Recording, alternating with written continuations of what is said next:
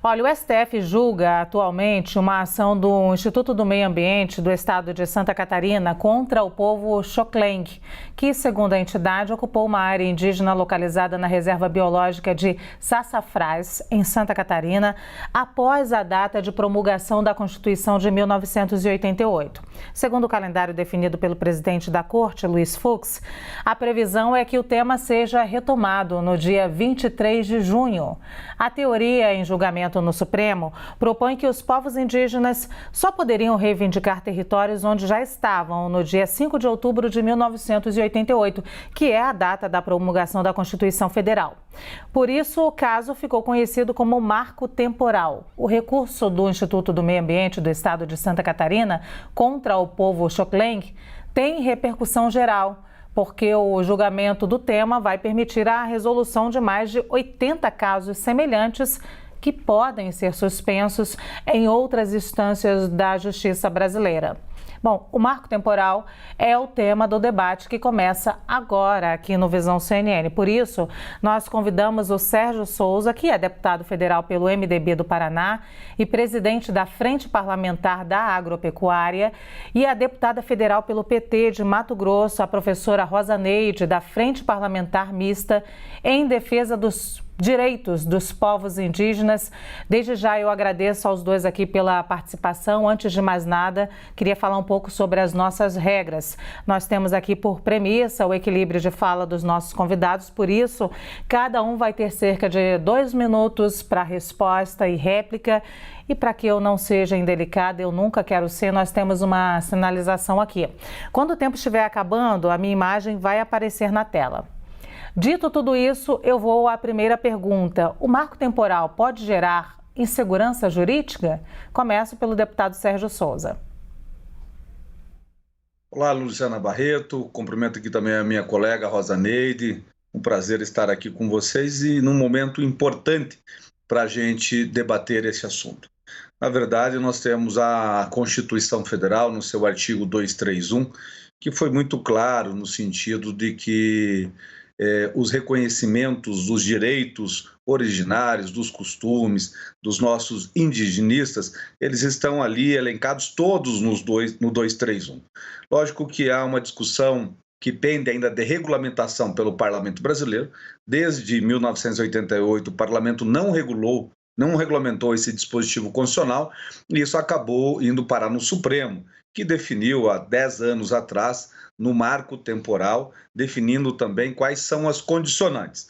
Porque nós concordamos que o índio tem que ter direito à sua terra, ele tem que ver as suas terras demarcadas, mas também tem o direito do terceiro, do direito à propriedade, que é um direito fundamental, colocado lá no artigo 5º da Constituição Federal, que é o direito do privado, e um direito não se sobrepõe ao outro.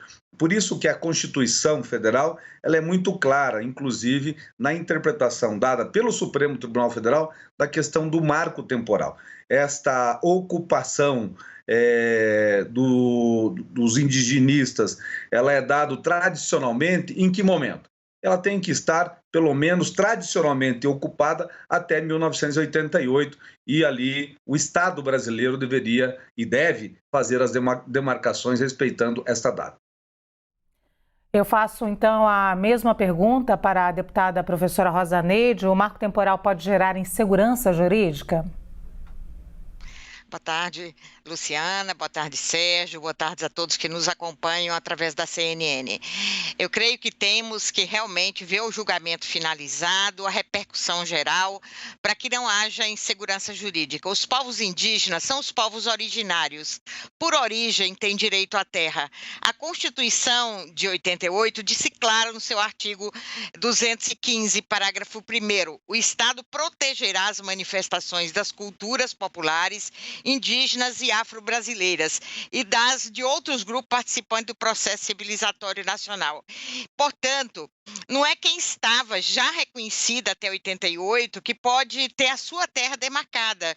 Quem, a partir disso, comprovar, né, na expressão da cultura de povo original deste país, ele deve ter a sua terra demarcada. Caso não façamos isso, vamos criar realmente aí sim uma insegurança jurídica, porque os povos originários que vivem na terra são os povos que têm realmente o direito inicial e a gente tem que respeitar o direito original. É nesse sentido que o Supremo deve julgar para que as populações indígenas, os povos indígenas do país, possam viver em paz e possam ter tranquilidade na sua vida e na sua cultura. Olha, essa questão está no STF desde agosto do ano passado e até o momento não há uma definição. A senhora avalia um outro caminho para essa questão? Olha, Luciana, o ministro Fachin já rejeita a tese do marco temporal e vota a favor dos indígenas. Então, a gente já tem, né, esse entendimento inicial do relator aí no plenário virtual. Então, já há um encaminhamento. E como a gente, o país hoje, precisa, no olhar internacional, né, a gente precisa ter o nosso espaço, a nossa construção de povo que avança em seu processo civilizatório. Para avançar no processo civilizatório, não devemos negar aos povos originários os seus direitos.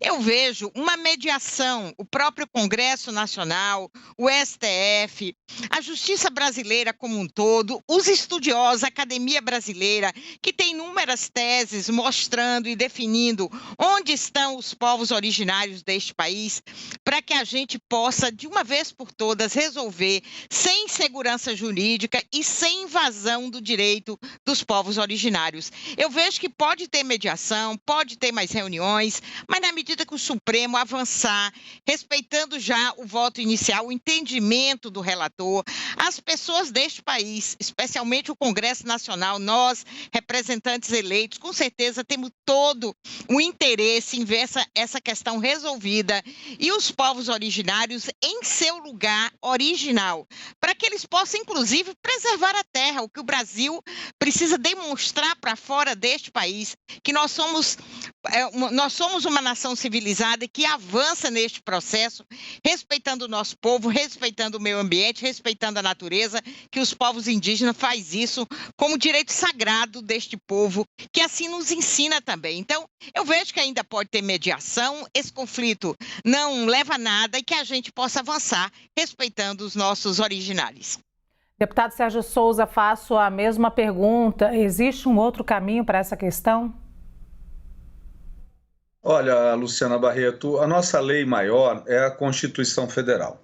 Então, ela que rege todas as demais normas no nosso país e o Supremo Tribunal Federal é o guardião da Constituição e ele é chamado a interpretá-la no momento em que há um conflito. Nós temos hoje no Brasil um percentual significativo de território já demarcado, em torno de 14% do território nacional para as comunidades indígenas. Nós não estamos discutindo aqui se é pouco ou é muito e nem se tem algo mais uns 14% em processo de demarcação. Nós temos hoje algo em torno de 500 e poucos mil indigenistas dentro dos territórios indígenas, dá mais ou menos quase 1.000 hectares já demarcados para cada índio. No entanto, nós temos mais quase 215 milhões de cidadãos brasileiros. Nós não separamos o cidadão brasileiro negro, branco, índio, pobre, rico, mais abastado ou menos abastado. Nós defendemos que todos devem ter os mesmos direitos perante a Constituição Federal.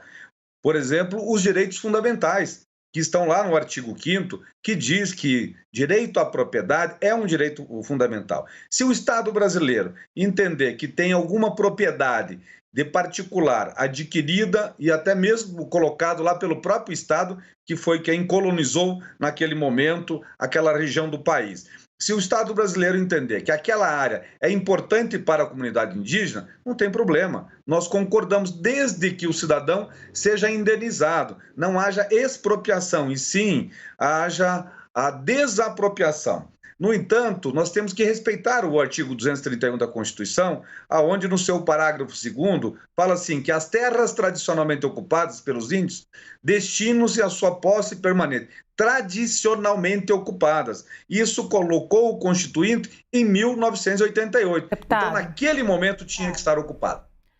O senhor acredita que exista, os senhores acreditam que exista exatamente um marco? Existe uma data em que há de se considerar esse artigo? Começo pela deputada. Não, Luciana, os povos originários estavam aqui quando o povo branco chegou, quando o Brasil foi colonizado. Então, o deputado Sérgio fala em 14% do território, e esse território é o território, a área preservada que nós temos do Brasil, está neste 14%. Essa terra é da União, né? E a União é a guardiã da terra, do bem. Então, não há uma data, não posso dizer uma data. Os estudos antropológicos é que vai dizer. Concordo também com o deputado, se nesse espaço, neste território, já há uma ocupação que consequentemente veio depois da chegada dos povos indígenas, que foi feita pelo próprio Estado brasileiro, que as pessoas devem receber aquilo de direito que eles têm, os investimentos que fizeram, o trabalho que tiveram ali, e que se a terra, que não são tantas, né, não são tantas, mas são terras fundamentais para que a paz reine no Brasil. São povos que estão aqui milenarmente. Então, a gente só quer esse direito garantido, e todos os cidadãos brasileiros, né, o Brasil é um estado pecador com o povo negro, por exemplo, que trabalhou tanto e quando veio a chamada liberdade, eles não tiveram a posse da terra, que por direito e por trabalho eles poderiam ter, até por indenização do Estado brasileiro. Então, o branco também, que ocupou outra área ali decidida pelo Estado, pode, neste momento, ter a sua indenização. Agora, a garantia, depois dos estudos antropológicos, reconhecido, isso sim deve acontecer. Então, não há uma data. A data quem vai definir são os estudos de quando estão ali aquela população indígena, por que aquela população indígena deve voltar para aquele território que, por consequência, é um território de um povo original. Mas os outros ocupantes devem sim receber todos os seus direitos que o país deve garantir. Na mesma linha de pergunta, deputado, por que o senhor acha que tem que ser considerada essa data como marco temporal, 5 de outubro de 88? Luciana Barreto, isso está escrito na Constituição. Então, lá no artigo 231, no parágrafo 2º, diz isso. Terras tradicionalmente ocupadas. Está escrito. O Constituinte colocou ali, tradicionalmente. Inclusive, ele vai um pouco além. Ele diz o que é tradicionalmente ocupadas. Está lá no dispositivo constitucional. Quando há uma divergência sobre isso, aí cabe ao Supremo Tribunal Federal assim decidir, né? Agora, o que nós estamos falando aqui e que é muito importante é de que nós temos duas situações. Uma terra que ela é um direito originário do índio e que ela estava ocupada em 1988, se houve um conflito e passou-se a ser terra de particular, nós defendemos que naquele momento, em 1988, fique com o índio. Aí, nesse caso, há a expropriação. O produtor rural, o proprietário particular daquela terra, ele não tem direito à indenização. É assim que está na Constituição. E não há a possibilidade de desapropriação. Hoje, toda e qualquer demarcação de terras indígenas só se faz pela expropriação e não pela demarcação. Pela desapropriação. E por isso que tramita no Congresso Nacional uma emenda à Constituição para permitir desta forma também que nós somos favoráveis para garantir o direito à propriedade. E também pende no Congresso Nacional a regulamentação. Está escrito nesse dispositivo que ele será regulamentado. Mas o Congresso Nacional, passados aí 34 anos, não conseguiu fazer a regulamentação, que é o que nós estamos tentando fazer lá no PL 490. E abertos ao debate, isso é importantíssimo, é um projeto antigo que pende de regulamentação. No entanto, é importante dizer aqui que nós somos regulados às demarcações lá pelo decreto 1775 de 1996. Deputado. E sobre esses fatos todos, cabe aí ao Supremo definir. Emendo a última pergunta para o senhor também. Caso o marco temporal seja aprovado, quais seriam os efeitos práticos positivos ou negativos? Olha, o marco temporal, ele traz, e as suas condicionantes, é claro, ele traz segurança jurídica. Nós não estamos aqui discutindo direitos de índios ou direitos de produtores rurais. Nós estamos dizendo aqui o seguinte: se aplique a Constituição Federal e se respeite o direito de propriedade de índio ou de produtor rural ou de terceiros. Nós estamos aqui dizendo da importância da segurança jurídica, estamos da importância também de dar uma vida digna à nossa comunidade indígena. O índio, ele tem que ter direito à terra, sim, ele tem que ocupar o seu território, tem que ter direito à educação, à saúde, à qualidade de vida em regiões já antropizadas, como o sul, o sudeste, o centro-oeste. No norte é um pouco diferente, são comunidades isoladas e por aí vai. Em alguns lugares já antropizadas também.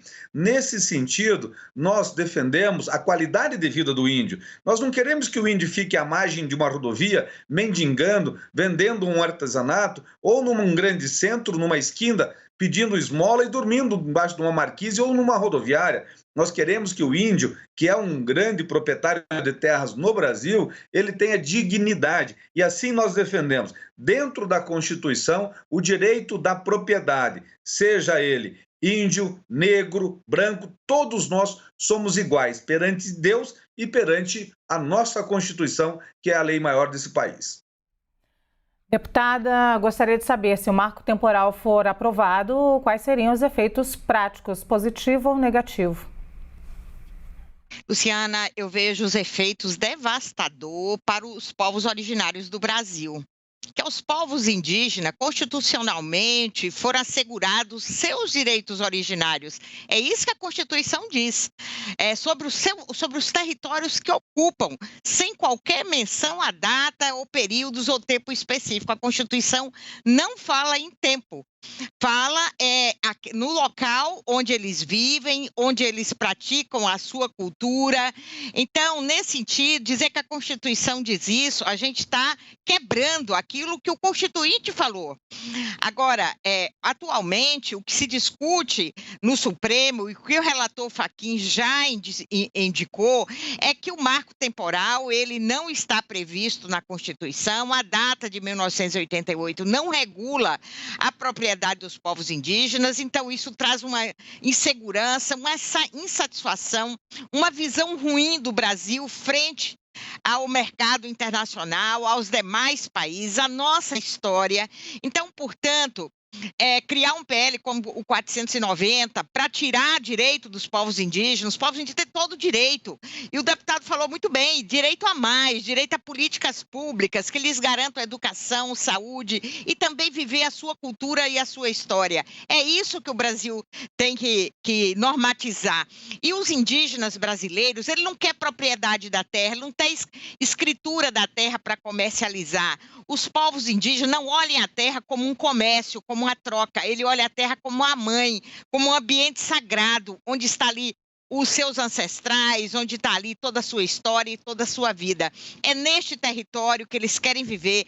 Foi isso que a Constituição regrou e colocou como condição para que a cultura e o respeito à terra fosse mantida. Então, nesse sentido, é importante olhar o que a Constituição diz. Muito obrigada. Então, nós conversamos com o Sérgio Souza, deputado federal pelo MDB do Paraná e presidente da Frente Parlamentar da Agropecuária, e com a deputada federal pelo PT de Mato Grosso, professora Rosa Neide, da Frente Parlamentar Mista em Defesa dos Direitos dos Povos Indígenas. Obrigada aos dois que trouxeram aqui contribuição para esse debate, sem embate, mas com troca de ideias. Muito obrigada aos dois.